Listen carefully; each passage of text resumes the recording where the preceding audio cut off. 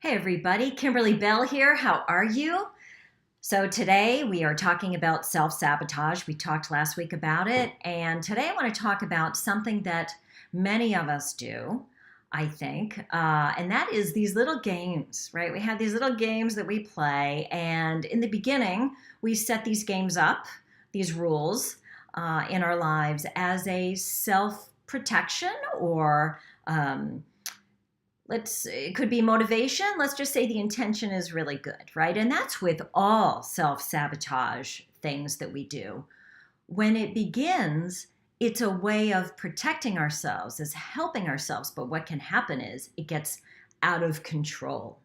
So what I'm trying to do is just help us become more aware, because when we're more aware of these wacky things that we do, and we all do them, right? As soon as we become aware of it, the energy around it changes it, and then it can start shifting. And so here's an unhealthy one. So if we're trying to achieve a goal, right? We're trying to lose weight, we're trying to make more money, we're trying to do this, that, and the other, or the other.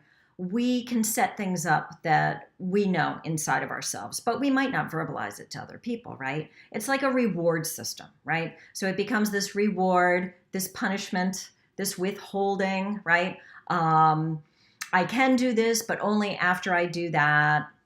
And I'm not going to give myself that because I didn't do this. Things like that. They make us feel bad, right? And I am telling you from my personal experience, this kind of stuff doesn't help at all, okay? Let's say it really hinders us, right? And what I found for me is the way that we think we're supposed to treat ourselves is like the opposite of what we should really be treating ourselves like, right? So I talk about things like, it's okay to be a little lazy, right? It's okay to actually be your own best friend, right? Talk to yourself nicely. And this is one of those places. This is one of those places that I am suggesting to ease up, let go, put some room around the rules and this grip that you have upon things and the way that you do things.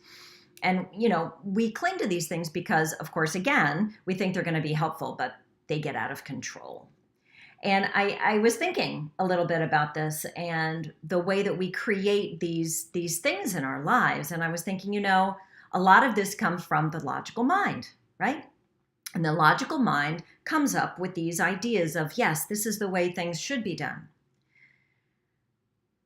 But what happens is if the logical mind begins to run the show, right? And we get away from checking in with ourselves, right? How do we feel? How do we feel about this? How does this make us feel? It's kind of like asking a puppy to pay attention, right? We can't run our lives through the logical mind. The only way that we will be happy in our lives is if we are connected to ourselves, we're very clear on how things make us feel, how we feel in the moment, with people, with life. Because and I want to say too, the logical mind is really connected to the shoulds, the shouldn'ts, what will they think? Oh, I can't do that because then they will think this. All of these things are connected to the logical mind. And I'm suggesting we ease our grip, we start being kinder to ourselves, and that's it. So you're awesome. Pay attention this week. Be curious about the things that you might do that are self-sabotaging to you. Okay? Have a good one. I will see you soon.